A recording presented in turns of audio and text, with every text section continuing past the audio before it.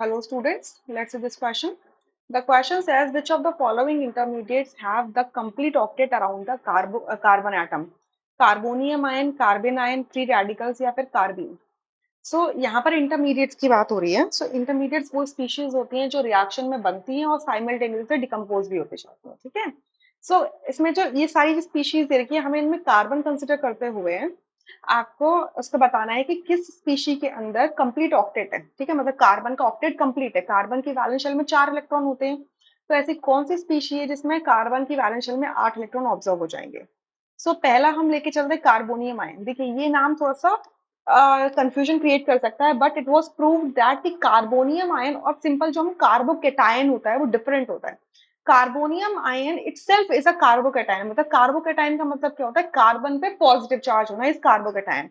तो स्पेसिफिकली जो carbonium ion है वो होता है CH5 पॉजिटिव. ठीक है. ये कुछ ऐसा होता है कि कार्बन से 3 सिग्मा बॉन्ड बनते हैं. क्लियर. अच्छा, 3 सिग्मा बॉन्ड बनेंगे तो देखो क्या होगा. देखो कार्बन की वैलेंस शेल में कितने हैं, 4 इलेक्ट्रॉन है. 4 इलेक्ट्रॉन है और 3 इलेक्ट्रॉन्स आपके ईच हाइड्रोजन ने शेयर किए, तो हाइड्रोजन का डबलेट कंप्लीट हो गया. बट कार्बन की वैलेंस शेल में कितने इलेक्ट्रॉन नजर आए आपको, 7 नजर आए.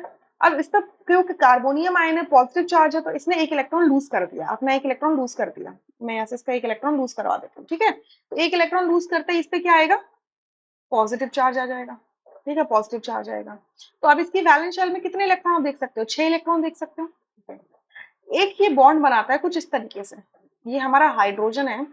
हाइड्रोजन हाइड्रोजन का बॉन्ड है और साथ में क्या बन रहा है, ये इस तरीके से इस हाइड्रोजन के साथ में भी बॉन्ड बना रहा है. क्लियर. इस हाइड्रोजन के साथ में भी क्या हो रहा है, इसका बॉन्ड बन रहा है. तो यहाँ पर आप क्या देख पा रहे हो कि ये 3 सेंटर 2 इलेक्ट्रॉन बॉन्ड बनता है. 3 सेंटर एंड 2 इलेक्ट्रॉन का ये बॉन्ड बनता है. क्लियर. तो अब हमें यहाँ से बताना होता है कि इसमें कितने इलेक्ट्रॉन आप देख पा रहे हो, इसके अंदर एग्जैक्टली कितने इलेक्ट्रॉन है. तो ये स्पीशी काफी ज्यादा अनस्टेबल होती है. तो यहाँ पर आप कितने इलेक्ट्रॉन देख पाओगे, यहाँ से आप देखोगे 6 और 7 8, बट ये 8 इलेक्ट्रॉन्स एग्जैक्टली इसके ऑक्टेट में ऑब्जर्व नहीं होते हैं. तो इस वजह से इस स्पीशी को हम काउंट नहीं कर सकते. ठीक है. ये यहाँ पर जो बॉन्ड सेंटर बन रहा है, 3 सेंटर 2 इलेक्ट्रॉन बॉन्ड वाला 3 सेंटर 2 इलेक्ट्रॉन बॉन्ड बन रहा है, ये जो कार्बन और हाइड्रोजन का. सही बात है कि इसमें 2 इलेक्ट्रॉन इन्वॉल्व हो रहे हैं, but it doesn't complete the octet of the carbon completely. इस वजह से हम इसको क्या बोलते हैं, इसको ऑक्टेट कंप्लीट नहीं मानते हैं. सेकंड के अंदर कार्बन आयन है. कार्बन आयन का मतलब है बेसिक सबसे कार्बन आयन ले रही हूँ, CH3 नेगेटिव. CH3 negative. ठीक है. अब देखो कार्बन है, इसकी वैलेंस शेल में कितने इलेक्ट्रॉन है, 4 इलेक्ट्रॉन है. ठीक है. 3 इलेक्ट्रॉन्स इसने क्या किए, 3 हाइड्रोजन के साथ शेयर किए. ठीक है. तो कितने हो गए, 7 इलेक्ट्रॉन हो गए. अब एक नेगेटिव चार्ज का मतलब होता है एक एक्स्ट्रा इलेक्ट्रॉन आना. तो इसके पास एक एक्स्ट्रा इलेक्ट्रॉन आया है, तो वैसे ही एक नेगेटिव चार्ज इंट्रोड्यूस हो गया. तो अब इसके पास ऑक्टेट में कार्बन के ऑक्टेट में कितने इलेक्ट्रॉन है, 4 तो इसके खुद के हैं, 3 आपके हाइड्रोजन शेयर कर रहे हैं 7 और एक एक्स्ट्रा है 8. तो मतलब इसके ऑक्टेट में 8 इलेक्ट्रॉन आप देख सकते हो, प्रॉपरली 8 देख सकते हो.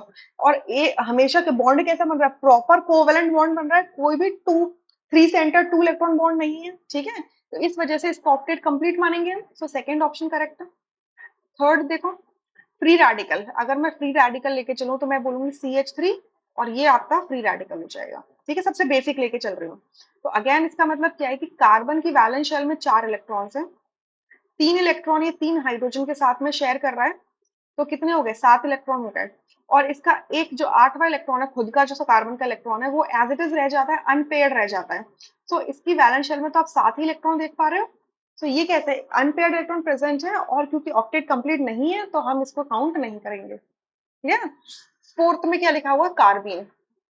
कार्बीन सबसे बेसिक कार्बीन में बना रही हूँ, ये होता है बेसिक कार्बन होता है CH2, ऐसे करके 2 लगा देते हैं इलेक्ट्रॉन. सो कार्बन की वैलेंस शेल में कितने हैं, 4 इलेक्ट्रॉन्स हैं. ठीक है. 2 इलेक्ट्रॉन्स तो होंगे, ईच हाइड्रोजन शेयर करेगा. तो आपके कितने हो गए, 6 इलेक्ट्रॉन काउंट हो गए इसमें. और 2 इलेक्ट्रॉन एज इट इज रखे हुए हैं, तो मतलब 6 इलेक्ट्रॉन है. मतलब एक इलेक्ट्रॉन पेयर है जो इन्वॉल्व नहीं हो रहा बॉन्ड फॉर्मेशन में, कोवेलेंट बॉन्ड नहीं बन रहा है.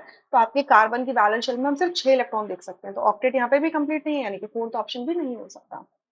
सो इस पूरे क्वेश्चन का एक ही ऑप्शन करेक्ट है, that is second. Rest options are incorrect. I hope you understood this question. Thank you.